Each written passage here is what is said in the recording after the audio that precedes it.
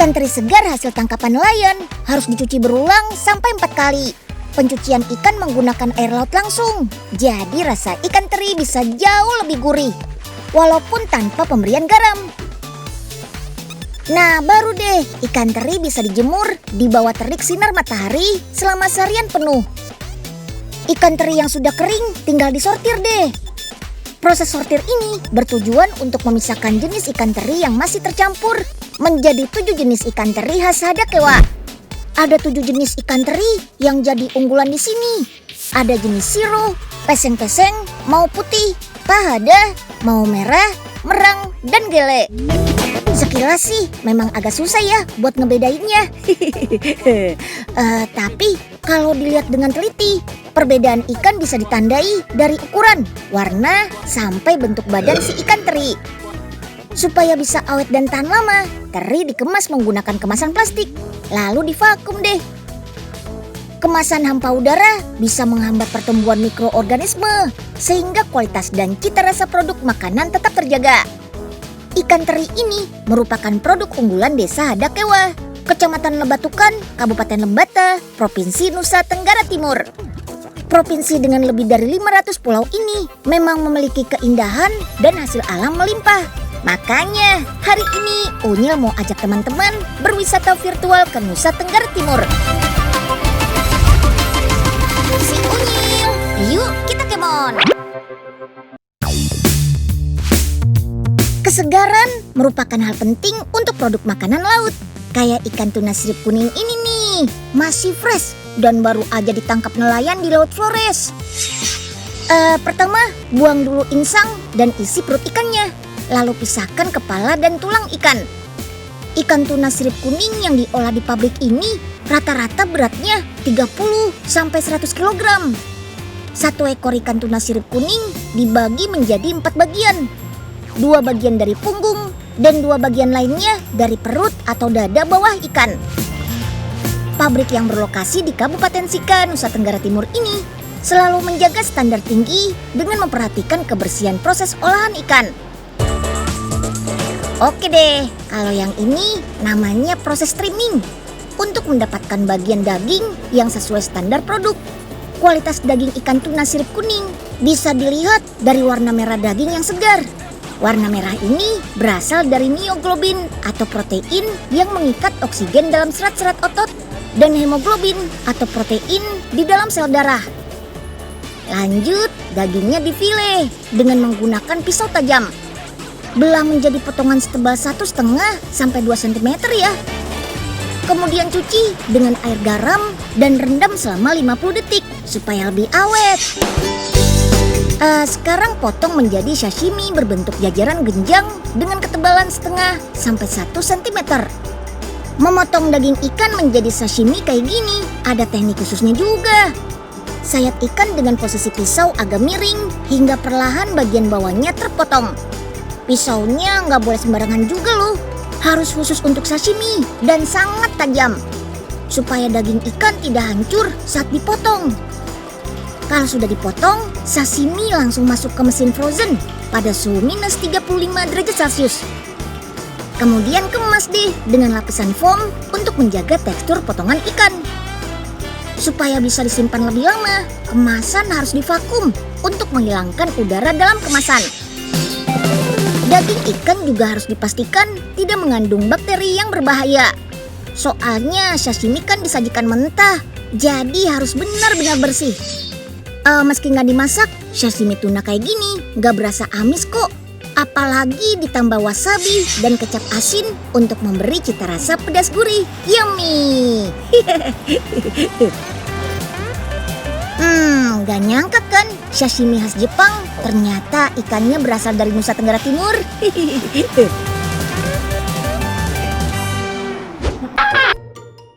Loh, Penging, katanya habis mancing. Mana ikannya, Pak?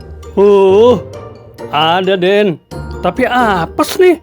Udah mancing seharian, cuma dapat ikan kecil-kecil begini. Coba dong, Profesor. Bikin alat yang bisa tangkap ikan gede-gede. Oh, kalau gitu cocok nih. Coba Pak Enying bungkus ikannya pakai kain ini. Oh, nanti ikannya bisa jadi besar. Wah, beneran jadi besar ikannya. Keren banget, Prof. Tolong, kok malah Enyeng yang mau dimakan sih?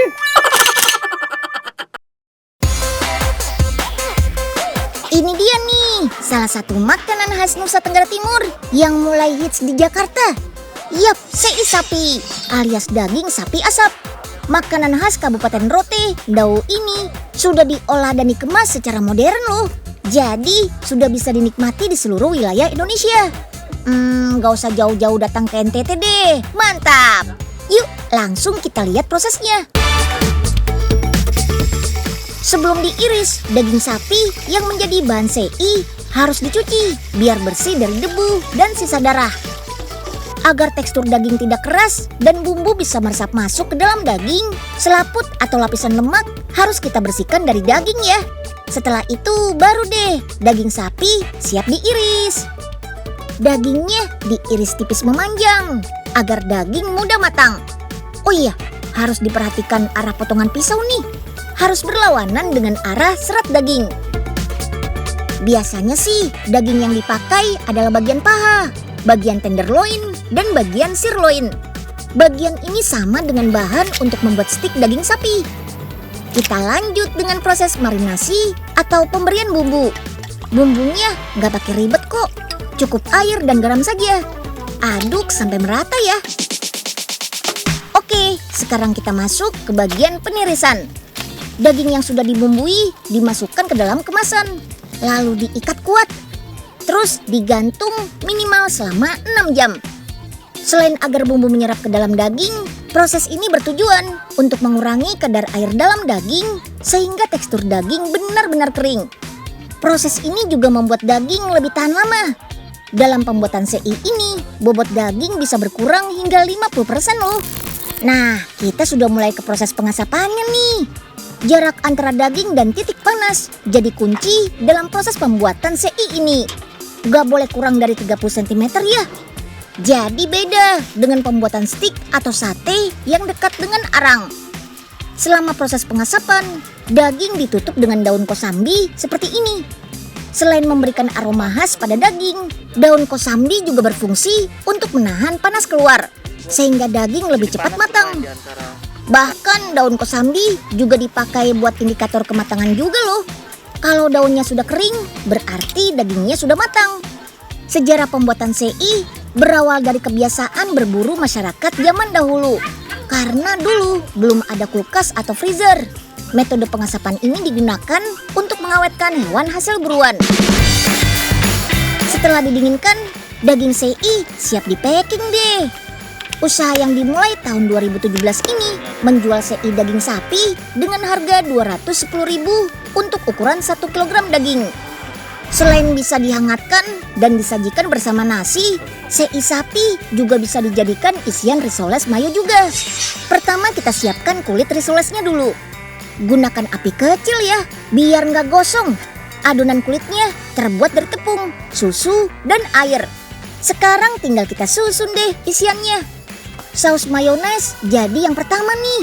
Baru deh kita tambahkan potongan telur, keju, dan bawang bombay. Kemudian tambahkan sei sapi yang sudah diiris tipis. Terakhir kita lumuri dengan saus custard. Tinggal kita lipat. Sebelum digoreng, kita baluri dulu risolesnya dengan putih telur dan tepung roti. Lalu goreng dengan minyak panas ya, sampai risoles berubah warna keemasan. Mantap! Gak perlu takut gemuk kalau mengkonsumsi daging sapi ya. Daging sapi justru punya kandungan senyawa asam linoleat yang bisa membantu menjaga berat tubuh ideal. Lebih bagus lagi kalau dipadukan dengan bahan lain yang bernutrisi, biar makin lengkap. Kayak risoles sei mayo unyil ini. Yuk, habiskan!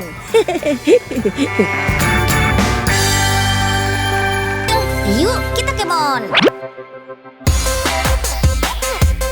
Di Flores ada masakan berbahan sorghum khas suku Lio di Kabupaten Ende nih. Namanya arelolo atau bubur sorghum. Cara buat bubur sorghum mirip kayak bikin bubur dari beras kok. Bedanya, sorghum perlu direbus 2 kali lebih lama. Setelah direbus 1 jam, buburnya sudah jadi nih. Sekarang masukin deh wortel, jagung manis, daun kelor, santan dan garam. Gampang kan bikinnya? Ada satu lagi nih. Kalau yang ini kreasi minuman boba yang terbuat dari tepung sorghum. Mengkonsumsi sorghum sangat baik untuk pertumbuhan anak-anak loh. Salah satu manfaatnya dapat mencegah gizi buruk atau stunting. Soalnya sorghum lebih kaya protein, kalsium dan fosfor jika dibandingkan dengan beras biasa. Gak heran deh kalau sorghum masuk ke dalam 5 besar sumber pangan di dunia. Ini dia ciri-ciri sorghum yang siap panen. Daunnya sudah menguning, malai atau tangkainya tumbuh sempurna, dan biji sorghumnya sudah mengeras. Usia panen tanaman sorghum sekitar 100 hari. Jadi dalam 1 tahun, petani bisa panen hingga 3 kali. Cara panennya nggak susah kok, cuma dengan memotong tangkai tanaman yang ditumbuhi biji sorghum. Dibandingkan padi atau jagung, sorghum lebih tahan terhadap hama dan penyakit. Selain itu, sorghum bisa bertahan pada lahan kering. Cocok dengan kondisi di beberapa daerah pesisir Flores, Nusa Tenggara Timur ini. Tanaman yang masih satu keluarga dengan padi, jagung, dan gandum ini memiliki kandungan karbohidrat tinggi, jadi bisa banget kalau mau dijadikan makanan pokok. Oke, kita lanjut ke pengeringan biji sorghum. Karena masih tradisional, biji sorghumnya dijemur di sinar matahari langsung. Kalau cuaca cerah, kandungan air di biji sorghum akan berkurang dalam 3 hari, sehingga bisa disimpan lebih lama. Sebelum diolah, sorghum harus disosok atau dikupas kulit luar yang ada pada biji. Kalau sudah bersih, biji sorghum tanpa kulit ini biasa disebut beras sorghum. Biji sorghum yang telah disosok dapat digunakan untuk bahan pangan pengganti beras. Selain itu juga bisa dibuat tepung beras gluten untuk pengganti terigu.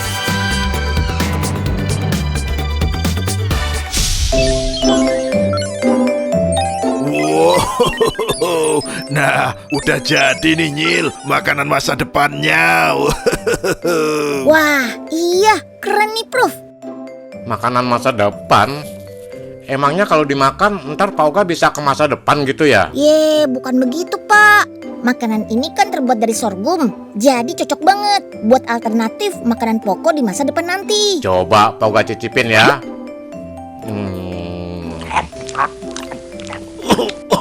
Hah? Loh, Pak Oga? Pak Oga, Aduh. kenapa Pak? Apes lagi. Kok Pak Oga jadi banyak ubannya? Waduh, bener kan? Kayaknya ada yang salah nih. Pak Oga sih main makan aja. Ini kan masih dalam proses penelitian. Nusa Tenggara Timur nggak cuma terkenal dengan kekayaan dan keindahan alamnya aja loh. Kekayaan budayanya juga sangat melimpah. Salah satunya kain tenun khas NTT ini nih. Kain tenun di setiap daerah di Nusa Tenggara Timur memiliki motif dan warna yang berbeda. Setiap kain dibuat dengan cara manual alias handmade. Jadi bisa dipastikan tuh kalau setiap kain tenun yang dibuat tidak memiliki motif atau warna yang sama persis. Meski masih dipakai pada acara-acara tradisional, kain tenun mulai diadaptasi juga dengan gaya fashion kekinian loh. Tuh lihat, keren kan? Ada dipakai buat jaket, outer, dan kemeja. Pertama, kita buat dulu nih desain jaketnya. Kain tenun yang dipakai juga sangat beragam, mulai dari tenun dari daerah Rote, Maumere, hingga Sumba. Kain tenun di NTT bukan hanya sekedar kain loh, tapi bisa menunjukkan strata sosial hingga daerah asalnya. Misalnya kain Sumba ini punya motif yang khas seperti gambar burung, manusia, atau hewan lain. Sedangkan kain tenun dari Rote memiliki corak warna hitam, putih, dan merah. Beda lagi dari daerah Boti, mereka memiliki tenun dengan warna yang lebih kalem. Motifnya biasanya berbentuk cicak atau tokek. Nah, dari desain jaket yang sudah dibuat tadi, kita bisa mulai membuat polanya. Jaket yang kita buat tidak sepenuhnya dari kain tenun ya, tapi dipadukan dengan kain denim, katun, hingga lurik Jawa. Salah satu tantangan dalam membuat jaket tenun adalah di proses pemotongan. Soalnya penjahit harus memastikan potongan kain memiliki motif yang sama ketika dijahit nanti. Karena kain tenun dibuat secara handmade, terkadang ada beberapa bagian yang jahitannya kurang kuat. Makanya kain tenun masih harus dilapisi dengan kain pelapis seperti furing atau trikot agar jahitan kain tenun tidak lepas. Sekarang kita masuk ke proses penjahitan deh. Untuk menjahit satu buah jaket membutuhkan waktu sekitar 1 hingga 2 hari. Wih, cepat juga ya. Harga produk tenun ini berkisar 1 hingga 6 juta rupiah, tergantung bahan kain tenun yang dipakai dan tingkat kesulitannya. Pemasarannya juga luar biasa loh. Rumah produksi yang berlokasi di kota Kupang ini pernah menerima pesanan dari seluruh Indonesia. Bahkan sudah sampai ke pasar Eropa. Mantap!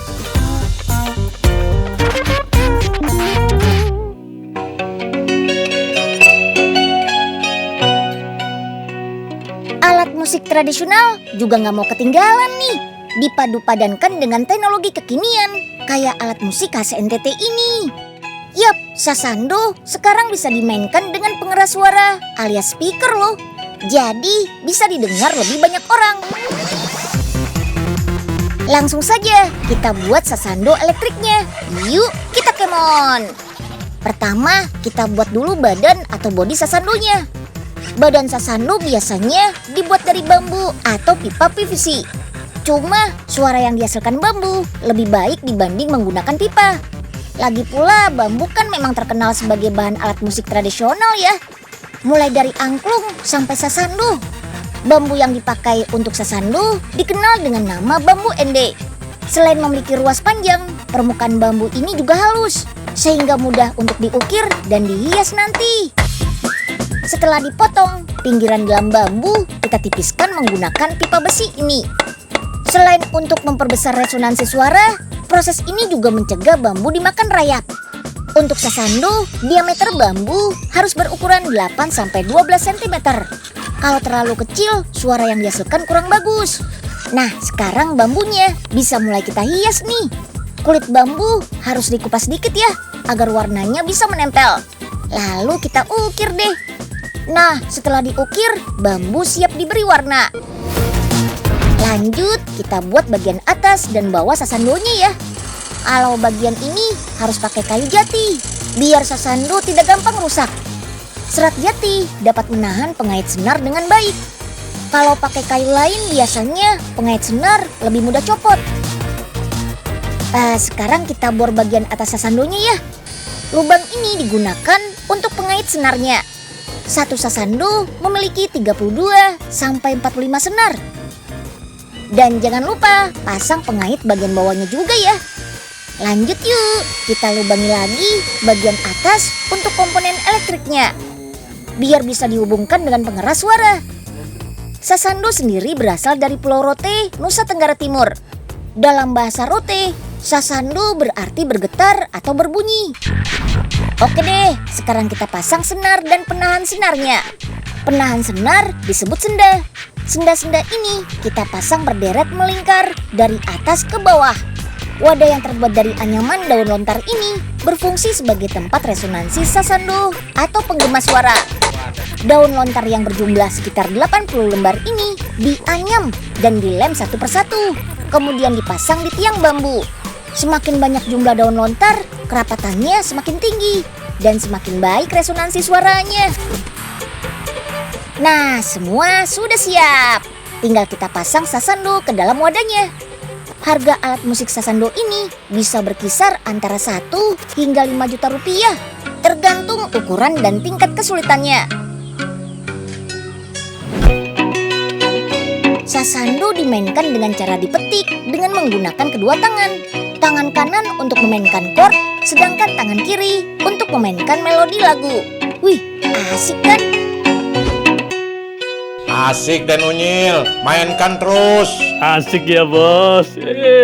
Udah lama nih kita nggak joget-joget gini. Mantap kan kalau pakai speaker? Suaranya bisa lebih keras. Asik banget kan? Nyeng, jogetnya nggak usah heboh-heboh gitu dong. Biarin aja Bos Oga, ngelemesin badan nih. Aduh, dibilangin jangan heboh-heboh, jadi Oga kan yang kena. Ya, Pak Oga. Nasib. Aduh, rusak deh speaker Unyil.